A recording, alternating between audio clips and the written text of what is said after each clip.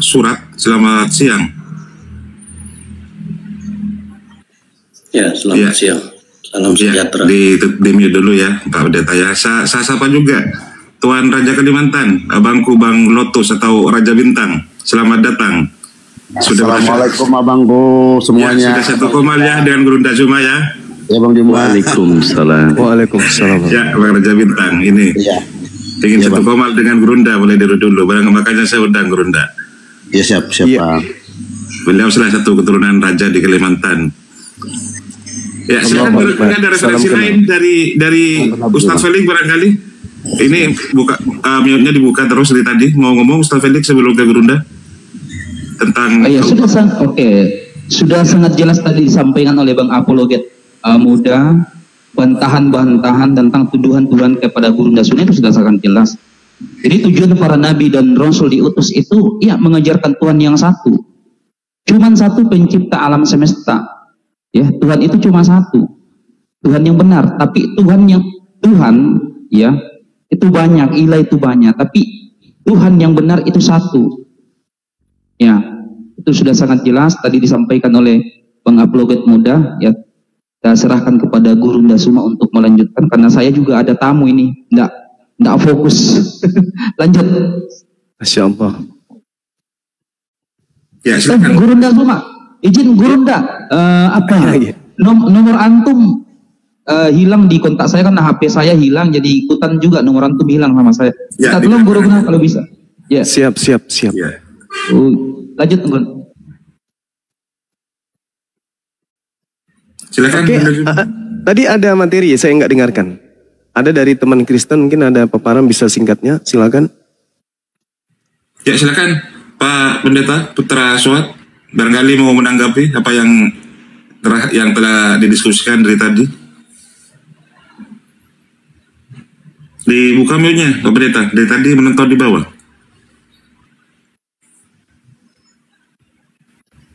Mute-nya dibuka Pak Pendeta. Iya. Oke, suara saya kedengaran toh? Jelas.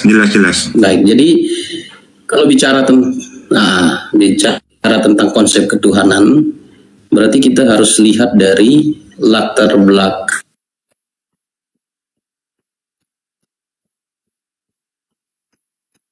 Suaranya hilang, mohon maaf, suaranya hilang.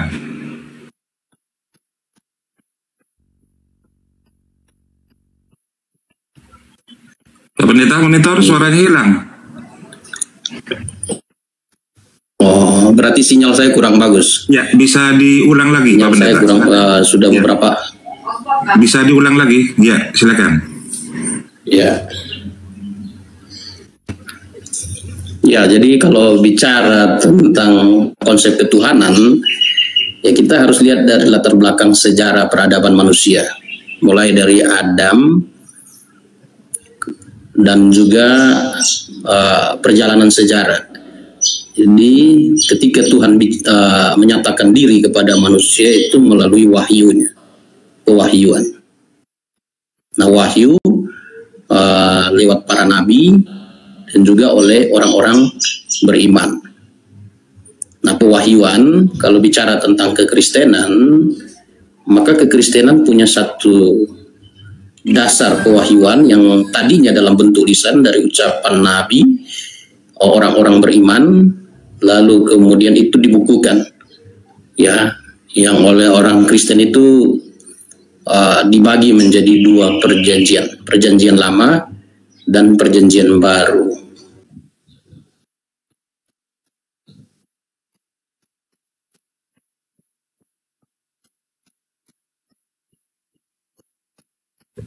Cek. Ya, dilanjut. Cipta semesta itu esa. Itu, tetapi ketika bicara tentang konsep Tuhan berkomunikasi dengan manusia, ya kami paham itu tiga pribadi menurut catatan wahyunya, yaitu perjanjian lama dan perjanjian baru. Nah, gitu. Nah, kemudian di dalam pengkalimatan mulai dengan kitab Kejadian pasal 1 ayat 1, itu sudah terlihat, ya, kejamakan dan ketunggalan itu sudah dibicarakan. Ya, dalam bahasa Ibrani Bereshit bara Elohim. Nah, Elohim itu jamak, bara itu dia yang mencipta. Dia di situ adalah orang ketiga tunggal. Jadi tunggal dan jamak. Jadi Bereshit bara Elohim. Kemudian melangkah lagi ke dalam Kejadian pasal 1 ayat 26, pada waktu penciptaan manusia, marilah kita menciptakan. Nah, jadi kejamakan dan ketunggalan. Kemudian dalam Ulangan pasal 6 ayat 4 itu juga dijabarkan tentang konsep kejamakan dan ketunggalan secara tersirat. Jadi Shema Yisrael Yehova Elohinu. Nah, kata Elohinu itu jamak, tunggalnya itu El. Jadi Yehova Elohinu, Yehova Ehad satu.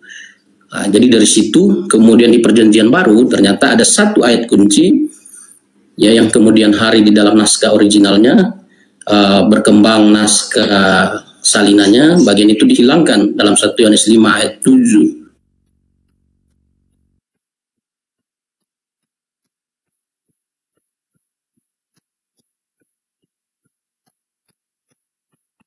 Cek. Ada kata Hologos, sang firman, Kaito Hagio Pneuma, sang Roh Kudus, Hautois, Tris and Esin, ketiganya adalah satu. Oke, itu baik. Terima kasih. Oke, izin teman-teman saya nanggapi ya. Jadi saya dalam kajian university di kampus, kalau saya berikan kajian biasanya gini. Saya menyimpulkan dengan satu perkara yang sulit untuk saudara-saudara Kristen lari dari perkara yang saya sebutkan. Orang Yahudi mengenal Tuhan, lalu kemudian mereka membentuk diri di dalam penghambaan kepada Tuhan. Jadi mengenal Tuhan dulu, baru menguraikan kemudian pola ketuhanan, pola ibadah, pola keyakinan, dan kitab suci. Jadi Tuhan dulu nih. Tuhan dulu yang menjabarkan dirinya, lalu kemudian diikutkan dengan kitab suci mereka. Kalau Kristen sebaliknya. Jadi Kristen itu kitab suci dulu, lalu kemudian mereka mengkonsep Tuhan. Jadi ada perbedaan. Kalau di Yahudi Tuhan dulu mengkonsepkan ajaran, kalau di Kristen ajaran dulu lalu mengkonsepkan Tuhan.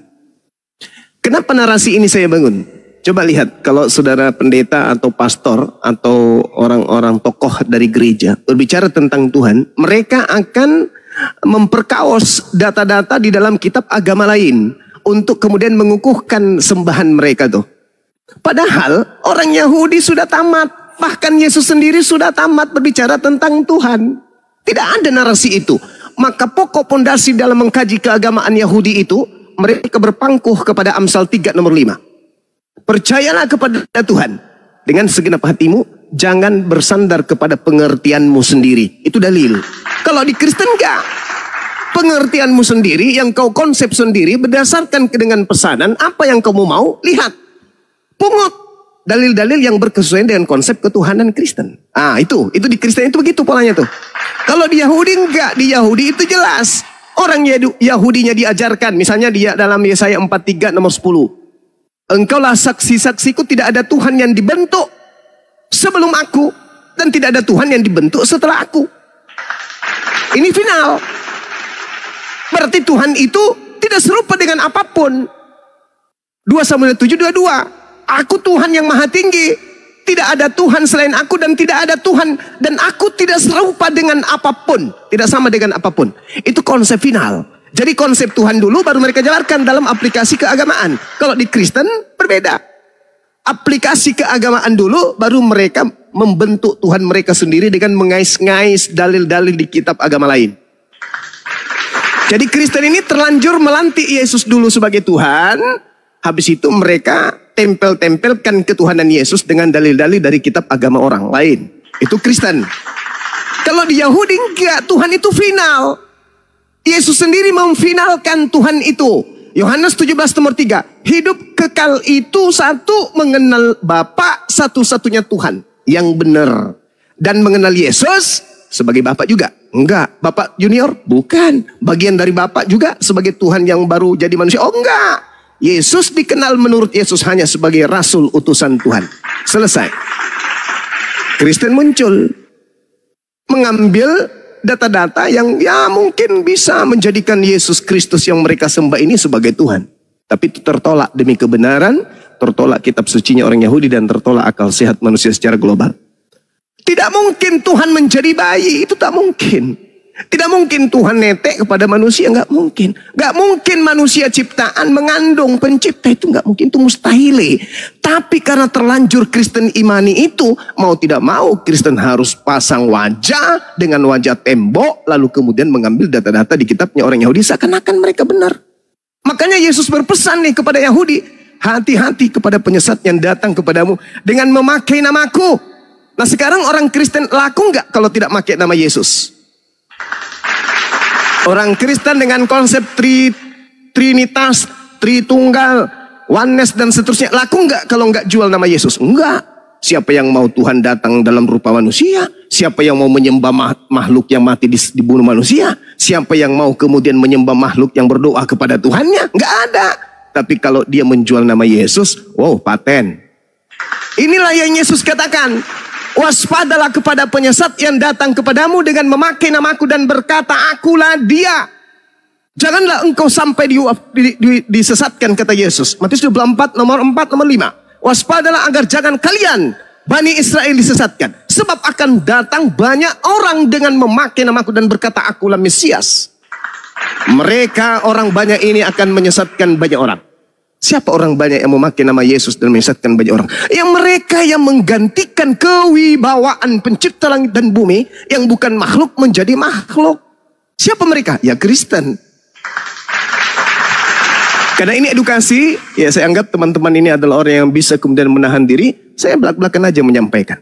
Ketika Yesus berpesan, waspadalah kepada penyesat yang datang kepadamu dengan memakai namaku, satu-satunya kelompok yang datang kepada Yahudi memakai nama Yesus hanya Kristen. Hanya itu. Jadi kalau hari ini saudara kita pendeta membawa narasi, membangun sebuah kepercayaan bahwasanya Tuhan itu datang dalam rupa manusia, apatah lagi mengambil 1 Yohanes 5 nomor 7, itu bagi kami yang berakal ini menggelikan. Ada 3 yang bersaksi di surga. Apa 3 ini? Ya 3 Tuhan. Di mana narasi itu bisa diambil dari kitabnya orang Yahudi? Enggak ada.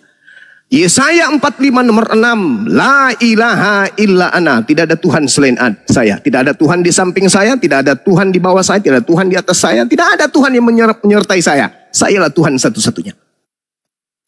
Bahkan dikatakan yang tadi tuh, tidak ada Tuhan yang dibentuk. Sedangkan dalam Yohanes 1 nomor 14, firman itu telah dibentuk menjadi daging. Itu bukan Tuhan itu. Dibentuk jadi daging itu bukan Tuhan. Nah harusnya saudara Kristen ini hentikan mengambil data-data dari kitabnya orang Yahudi. Kalau Kristen itu mau berdiri sendiri.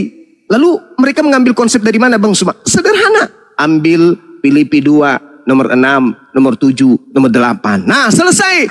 Theos, sembahan Roma Yunani, mengosongkan diri, lalu tidak mempertahankan keteosannya, lalu mengosongkan diri, lalu mengambil rupa manusia, lalu menjadi manusia, lalu taat sebagai manusia, bahkan taat sampai mati di atas pohon. Itu jangan ngambil kitabnya orang Yahudi. Selesai. Maka orang Kristen akan tampil dengan kekristenannya dan gagah berani. Ambil juga Kolose 2 nomor 9. Dalam tubuh Yesus, mulai dari kukunya sampai rambutnya, kepenuhan keteosan. Nah itu baru betul. Jangan, nggak usah ngambil ke Yahudi, karena kalau ngambil Yahudi itu nanti di apa istilahnya itu, diludahin sama orang Yahudi. Mending berdiri sendiri. Theos, sang dewa, nuzul, menjadi manusia, bernama Yesus. Itulah Tuhannya Kristen. Jadi nggak usah kemudian mengambil orang Yahudi punya agama, dalil-dalil kitabnya Yahudi, karena sangat-sangat nggak ada hubungannya antara Yahudi dan Kristen dalam konsep bertuhan. Nah terakhir dari saya, saudara Pak Pendeta. Jadi kalau berbicara mengenai hal demikian yang saya uraikan barusan, maka Kristen dengan pola ketuhanannya yaitu dewa menjadi manusia, dan Yesus yang adalah nabi utusan Tuhan bagi Bani Israel, ketika kita lihat dari kacamata perspektif logika sehat, maka antara Yesus Bani Israel dan Yesus yang adalah dewa dari menjadi manusia adalah dua Yesus yang berbeda. Tidak bisa satu. Kecuali kita ingin ngibulin diri kita sendiri nih. Karena Yesus mengatakan aku manusia. Yesus mengatakan aku datang sebagai anak manusia. Yesus mengatakan aku berdoa kepada Tuhan. Yesus mengatakan aku hamba. Yesus mengatakan aku rasul, aku nabi. Dan dia mengatakan aku hanya utusan Tuhan kepada Bani Israel. Sedangkan Kristen itu keteteran untuk mengikuti data-data Yesus. Karena Kristen membutuhkan kemudian dalil-dalil dari Perjanjian Lama, dalil-dalil daripada surah-surah Paulus untuk kemudian menjadikan satu konsep seakan-akan Yesus anak Maria yang adalah untuk Yahudi dan Yesus yang adalah dewa menjadi manusia itu adalah satu oknum. Padahal itu adalah dua oknum yang berbeda. Sembahan orang Kristen adalah dewa menjadi manusia, sedangkan orang yang mengenal Yesus Kristus sejak awal mula, dia hanyalah nabi utusan Tuhan kepada mereka Bani Israel. Sekira begitu, Pak Pendeta, silakan.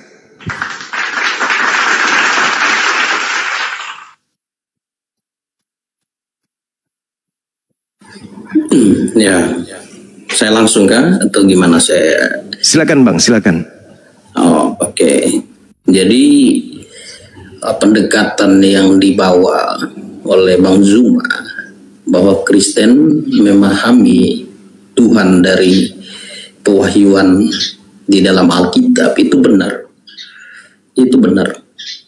Jadi lewat pewahyuan. Nah, kalau kita bicara tentang Tuhan, dia adalah maha kuasa. Dia tidak terbatas, dia maha adil, dia maha suci. Nah, ini kontras dengan manusia yang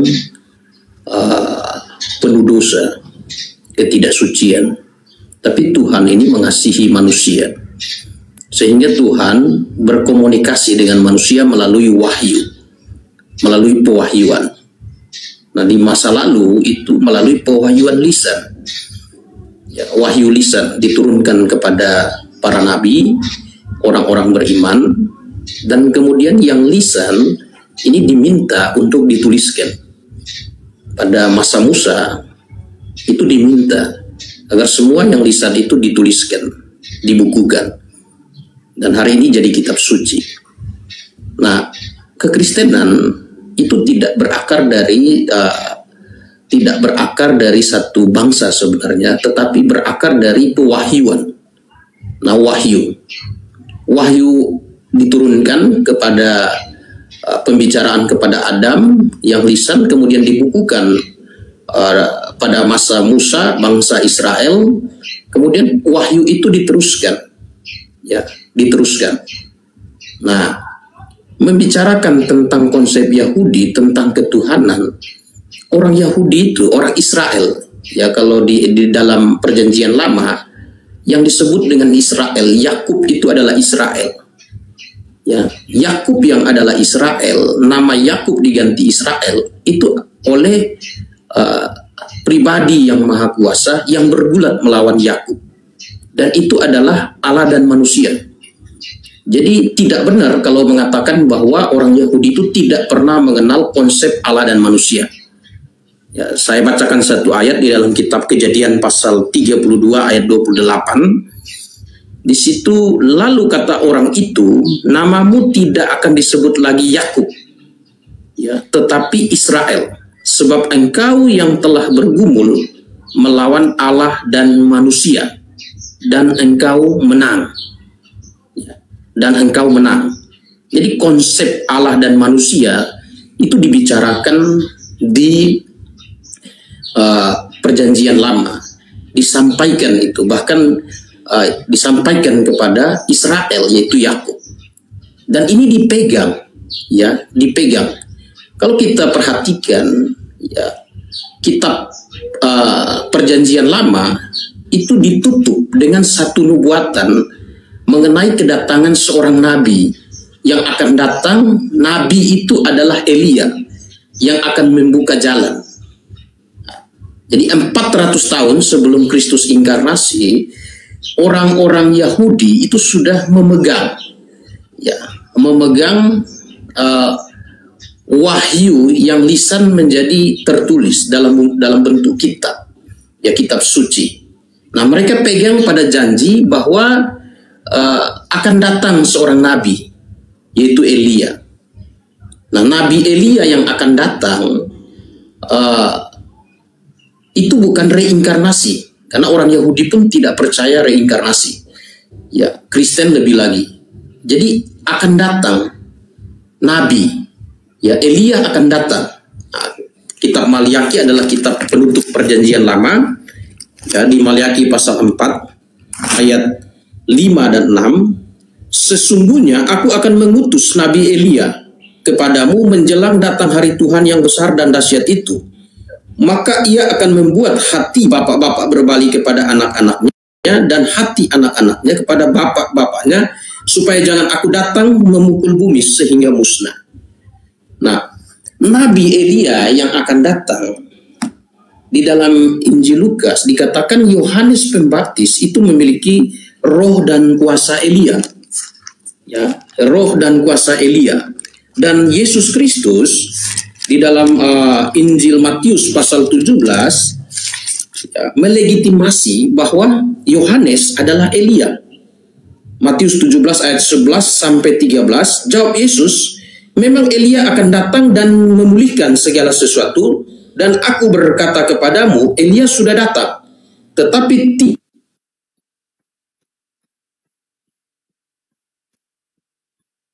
tidak mengenal dia dan memperlakukannya menurut kehendak mereka. Demikian juga anak manusia akan menderita oleh mereka. Pada waktu itu mengertilah murid-murid Yesus bahwa ia membicarakan tentang Yohanes Pembaptis. Nah, Yohanes Pembaptis muncul, ya, dia ditanya apakah dia Elia di dalam Injil Yohanes. Dia bilang dia bukan Elia karena dia bukan reinkarnasi Elia. Tapi dia berkata dialah suara yang berseru di padang gurun. Nah, itu Elia.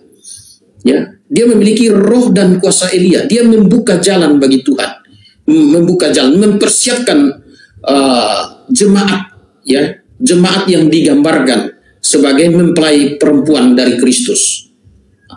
Digambarkan sebagai mempelai perempuan dari Kristus. Itu jemaat. Nah, jemaat itu dimulai dengan apa? Dengan seruan Yohanes Pembaptis untuk bertobat, dan orang-orang yang bertobat dan percaya kepada pemberitaan Yohanes Pembaptis memberi diri dibaptis. Nah, orang-orang yang memberi diri dibaptis inilah ini yang disebut dengan murid. Murid inilah yang kemudian hari disebut dengan Kristen. Jadi kalau bicara Kristen tidak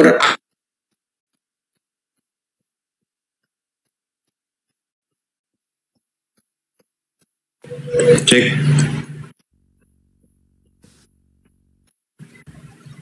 Jaringannya, sinyalnya, Pak Pendeta.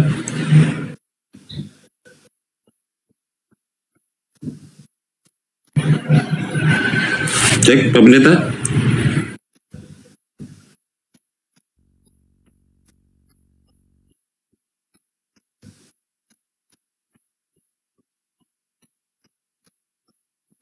Ya, masalah jaringan kayaknya, Gurunda. Silakan dilanjut dulu, Bang Ucil. Dibuka mute-nya, Bang Ucil. Saya tanggapi dulu, Bang. Silakan Gurunda. Iya, mohon hostnya bijaksana sedikit. Udah panjang lebar tadi dari pihak Kristen. Jadi gini, bukan saya mau menggurui ya, saudara saya pendeta, enggak. Tapi alangkah baiknya kalau kita setiap kali mendudukkan perkara itu, sudut pandang kita itu bukan hanya dari sisi kita saja, tapi juga teman kita berdiskusi. Tadi di awal saya katakan bahwa Kristen ini konsepnya menetapkan Tuhan dulu, lalu mencomot-comot dalil di agama Yahudi untuk membenarkan kemudian konsep ketuhanan yang punya Kristen, di mana Tuhan mereka, dewa mereka, sembahan mereka, ilah mereka itu bisa menjadi manusia. Itu dulu. Hari ini setelah saya ungkapkan narasi itu, ternyata betul Pak Pendeta lagi-lagi ingin mengambil data di kitabnya Yahudi agar Yesus itu Tuhan. Ini masalah besar. Entah Pak Pendeta menyembunyikan kah, atau memang Pak Pendeta yang tidak terlalu jauh kemudian berselancar dalam kitabnya orang Yahudi. Kalau Anda membawa kitab Kejadian 32, Pak, mohon maaf nih. Kejadian 32 itu pasang badan kalau Anda anggap itu Tuhan. Karena data sebelumnya di data nomor 1 di Kejadian 32 itu, Yakub melanjutkan perjalanannya, lalu Yakub bertemu dengan malaikat-malaikat Elohim. Dan Yesus mengatakan di dalam Yohanes 10 nomor 34, 35, 36, siapapun yang diserahi tugas untuk menyampaikan firman, maka dia adalah Elohim. Lagi-lagi di dalam kitab Kisah Para Rasul 7, di situ diterangkan dengan sangat jelas bahwasanya Musa alaihissalam menerima Taurat di dalam Kejadian 7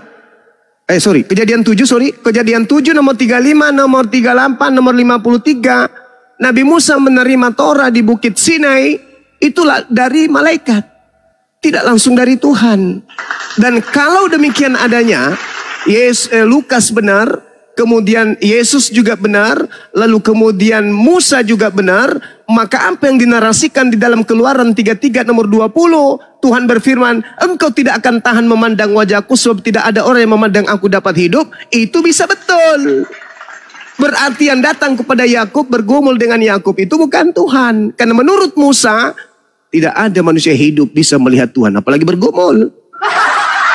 Ini Pak, jadi tolong, Kejadian 32 yang Anda bawa itu bercerita tentang malaikat datang kepada Yakub, dan Anda bisa lihat di dalam data nomor 1-nya, di mana Yakub kemudian bertemu dengan para malaikat, bukan bertemu dengan Yakubnya bukan bertemu dengan Tuhan.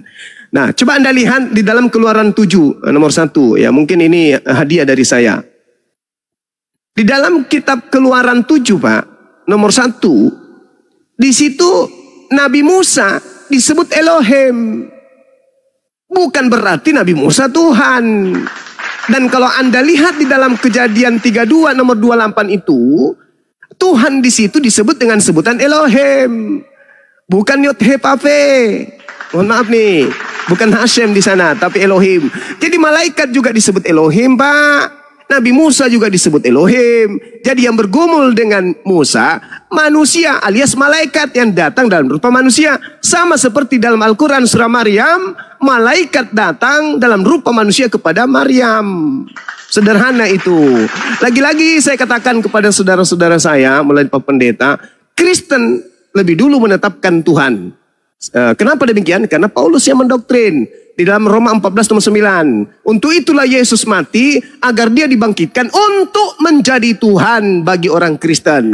Begitu juga Petrus berkhotbah dalam Kisah Para Rasul 2 nomor 36. Petrus mengatakan, Kristus yang kau bunuh itu telah dijadikan menjadi Kristus dan Tuhan bagi kalian angkatan jahat.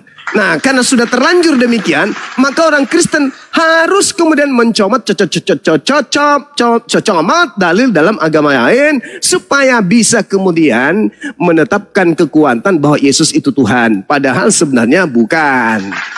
Gitu saudara. Jadi saya simpulkan, Kejadian yang Anda bawa 32 nomor 28 itu malaikat, bukan Tuhan. Jadi yang bergumul dengan Yakub itu malaikat dalam rupa manusia. Yang bergumul dengan Maryam dalam Al-Quran itu bukan Tuhan, tapi malaikat yang datang dalam rupa manusia. Nah itu, jadi Roh Kudus yang datang kemudian kepada Maryam, itu adalah malaikat yang datang kepada Maryam. Kemudian Elohim yang datang kepada Musa, Yakub dan Musa, dan juga kepada penyampai-penyampai firman, itu semua adalah malaikat. Dan itu dikuatkan oleh Kisah Para Rasul 7, nomor 35, nomor 38, nomor 53. Ternyata yang datang berfirman kepada Nabi Musa di Gunung Sinai bukan Tuhan langsung, melainkan melalui perantaraan malaikat. Begitu saudara. Jadi lagi-lagi gugur, Yesus yang Anda tuhankan sebenarnya jangan lari ke kitabnya orang Yahudi. Cukup kuatkan iman Anda dengan mengambil data dari Filipi 2 nomor 6, nomor 7, nomor 8, Kisah Para Rasul 3, Kisah Para Rasul 2 nomor 36, Roma 14 nomor 9 dan seterusnya. Jadi Tuhan Anda itu adalah Tuhan independen yang berdiri sendiri, yang dibikin oleh orang-orang Roma dengan bantuan orang-orang Farisi, diantaranya adalah Paulus. Tidak ada hubungannya dengan ketuhanan yang diajarkan oleh para nabi kepada Bani Israel. Saya kira demikian, saudara. Lanjut. Ya, silakan Bang Ucil, dibuka mute-nya. Nah, halo, terima kasih Abang Juma ya, udah menjelaskan ya. Ya kita di sini cuman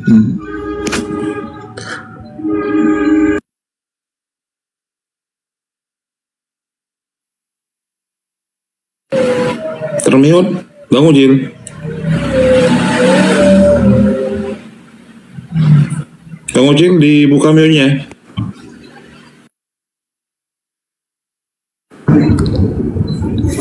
Ya. Oh, sorry bang. Ya, jadi ya, Abang Suma tadi mengatakan bahwa Tuhan Kristen adalah konsep dulu ya, baru Tuhan ya. Tadi ya Bang Suma menyampaikan bahwa gitu ya, saya juga dengar ya. Ya, jadi ya menurut sudut pandang kami orang Kristen atau Kristen ini ya sesuai yang tadi dibilang Bapak Pendeta tadi mengenai wahyu ya dari pertama ya, manusia yang pertama Adam ya, yang jatuh ke dalam dosa ya, di situ yang disitulah Allah menjanjikan Mesias yang akan datang ya itu ada di dalam Kejadian 15 Kejadian 3:15 ya. Itu aku akan mengadakan permusuhan antara engkau dan perempuan ini ya, antara keturunanmu dan keturunannya ya, akan meremukkan kepalamu dan engkau akan meremukkan tumitnya ya. Jadi ayat ini berbicara tentang ya kedatangan Mesias ini ya. Jadi Abang Jumba tadi maksudnya kita di sini ya saling menghargai aja apa yang kita ada di dalam bibir kami ya, kita mengutarakan sesuai itu ya. Ya, jadi Kristen itu berbicara tentang wahyu ya. Wahyu apa? Ya, tentang manusia itu jatuh pertama. Manusia pertama jatuh ke dalam dosa, yaitu Adam dan Hawa ya. Disitulah Allah menjanjikan Mesias itu yang akan datang itu ya. Yaitu yang kenapa kami orang Kristen meyakini itu, yaitu kedatangan Mesias itu. Jadi bukan Tuhan dulu atau bukan konsep dulu baru Tuhan ya, tapi udah jelaskan itu udah dibuatkan bahwa anak laki-laki dari seorang perempuan itulah yang akan meremukkan kepala ular itu ya. Jadi di situ kan udah jelas ya. Jadi di sini juga saya tidak berpanjang lebar ya, cuma saya menjelaskan itu saja kepada Abang Suma ya. Sebenarnya yang Abang Suma mengatakan bahwa konsep orang Kristen itu bukan konsep dulu baru Tuhan, oh itu salah Bang ya. Ya, Tuhan Yesus itu datang ya udah jelas ya, sebelum dia datang ya, dia udah dibuatkan ya, manusia pertama jatuh ke dalam dosa udah jelas ya. Itu Allah berfirman kepada ya, Allah berfirman langsung bahwa anak laki-laki akan meremukkan kepala ular, itu udah jelas ya. Dan dia akan lahir ya. Ya makanya di dalam perjanjian lama itu ya, Abang Juma tadi mengatakan bahwa kami tidak boleh memperkaitkan tentang perjanjian atau kitab-kitab orang Yahudi. Wah, nggak bisa ya, Kristenan itu ya berkaitan dengan Yahudi ya. Oke. Jadi itu aja Bang Juma. Baik. Nah nih lagi-lagi dikuatkan, benar-benar lebih sempurna lagi nih berbicara mengenai penebusan dosa bagi Bani Israel. Mana ada penebusan dosa pakai Tuhan dibunuh segala. Mana ada kemudian Mesias dibunuh untuk menebus dosa. Ini yang saya katakan tadi, saudara. Islam hadir untuk menolong kalian, menyembuhkan kalian. Di dalam kitabnya orang Yahudi telah diseru, dan kita tidak punya hak mengganggu itu. Al-Quran surah Al-Hajj ayat 34. Imamat 1 nomor 2 sudah punya kaidah. Ada tarekah, ada jalan menuju kepada Tuhan. Tuhan memproklamirkan, ajarkan kepada Bani Israel ketika mereka hendak mempersembahkan kurban penebus dosa kepadaku, agar engkau memerintahkan dia mengorbankan kambing, bembe, domba, sapi. Nggak ada manusia, nggak ada Tuhan turun, nggak ada. Itu kaidah. Al-Quran menjelaskan itu dan kitabnya Yahudi menjelaskan itu. Ajarkan kepada mereka Bani Israel. Apabila Bani Israel hendak menebus dosa mereka, hendaklah mereka mempersembahkan kambing, domba, sapi, lembu. Mana manusianya? Nggak ada. Bahkan Yesus di dalam Matius 8 nomor 4, apa kata Yesus? Jika engkau kemudian perlihatkanlah dirimu kepada para imam. Persembahkanlah persembahan kurban seperti yang diperintahkan oleh Nabi Musa kepadamu. Jadi tidak ada dalil Oh Tuhan turun, kemudian keturunanmu, keturunannya. Keturunan yang dimaksud keturunan Hawa. Kenapa pula lari ke keturunan Hawa? Karena kalian sudah terlanjur menetapkan Yesus Kristus yang keluar dari kubur ini sebagai sembahan kalian. Kalian kehilangan arah. Kalian kepepet. Mengaku agama samawi. Mengaku ajaran Yesus. Mengaku dari Israel. Tapi tidak punya pondasi. Maka apa yang kalian ambil? Ngutip, jilat, nyomot dalil kitabnya orang Yahudi. Untuk dicocok-cocokkan. Tapi enggak matching. Enggak cocok, enggak pas. Harusnya kalian itu memiliki konsep sendiri. Karena konsep menebus dosa dengan menggunakan darah manusia itu tidak ada diimani di dalam kitabnya orang Yahudi. Itu enggak boleh. Bahkan di dalam Imamat 18 nomor 22:1 Tuhan melarang keras. Tuhan tidak mau mempersembahkan manusia sebagai kurban. Keluaran 23 nomor 7 nomor 8. Bohong jangan kau hembur-hemburkan. Bohong jangan kau sebar-sebarkan. Aku Tuhan tidak menginginkan pembunuhan terhadap orang benar. Jangan orang benar itu kau bunuh. Jangan orang yang tidak bersalah itu kau bunuh. Sebab aku Tuhan tidak akan membenarkan orang yang bersalah. Itu dalil. Bagaimana mungkin orang bersalah ini dibenarkan dengan membunuh orang yang benar? Itu konsep dari mana? Gak boleh, kecuali Anda ingin merubah bunyi Keluaran 23 nomor 7 nomor 8 itu dengan berbalik 38 derajat. Itu gak bisa. Jadi konsep Yesus Kristus turun ke bumi menebus dosa itu konsep dari mana, Cak Ayu? Itu gak ada. Anda terbantahkan oleh Yesus sendiri. Yesus yang pasang badan. Imamat itu adalah hukum Torah. Kata Yesus di dalam Matius 5 nomor 19. Barang siapa yang menggantikan korban binatang menjadi korban manusia, lalu mengajarkan kepada orang lain, maka dia akan menempati tempat terhina alias neraka jahanam. Itu kata Yesus. Kalau engkau ingin menjadi pengikutku, kata Yesus, baca Matius 19 nomor 16. Apa syaratnya menjadi pengikutnya?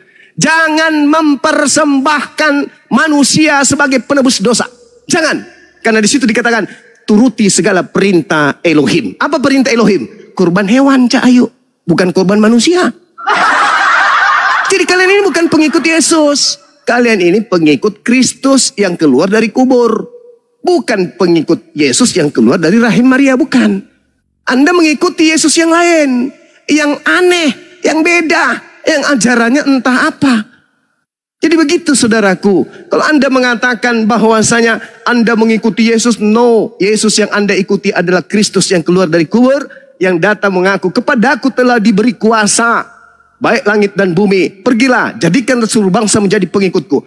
Karena Anda sudah merasa diberi kuasa, Anda disebut lagi bukan lagi hamba Tuhan, tapi adalah anak Tuhan. Maka Anda berkuasa mengajarkan apapun. Anda kemudian mendogma apapun. Anda berkuasa kemudian mendoktrin manusia dengan doktrin apapun, meskipun tidak masuk akal.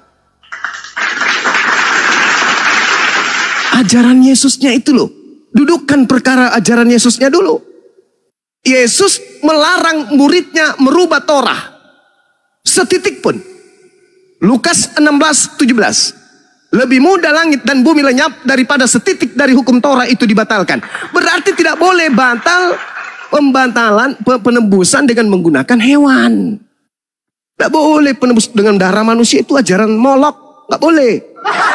Jadi saudara, ya, saya katakan kepada saudara, di Kristen ini minta maaf. Itu data sesuai dengan Bible.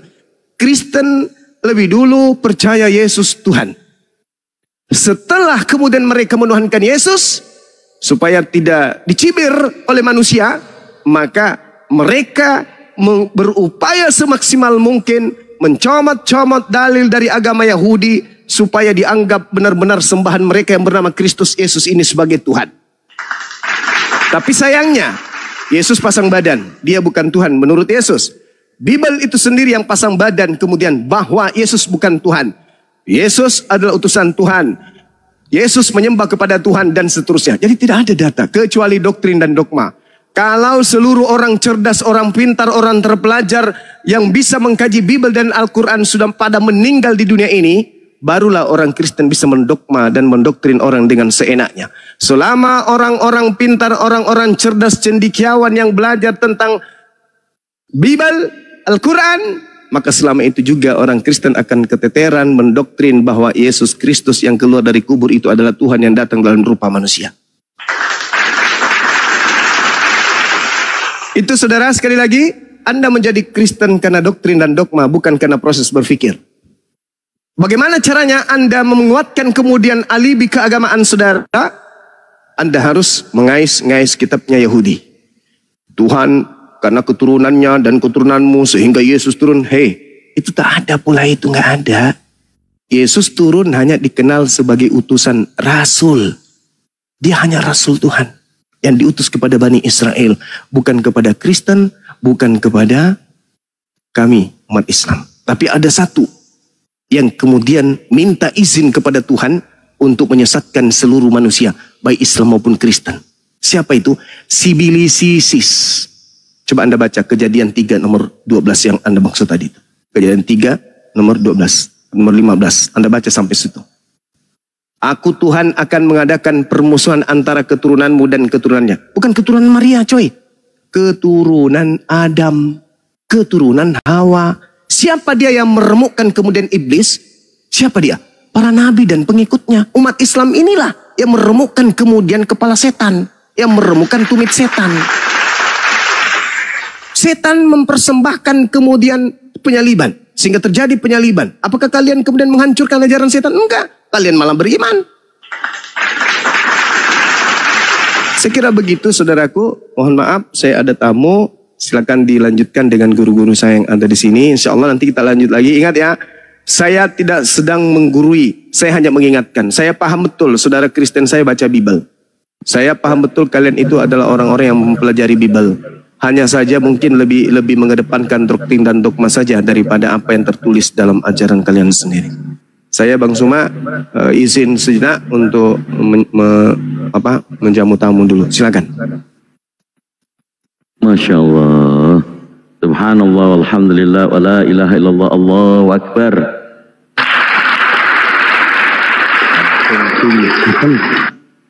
Jadi insya Allah banyak dalil yang sudah keluar dari guru kita, Abang Da saya.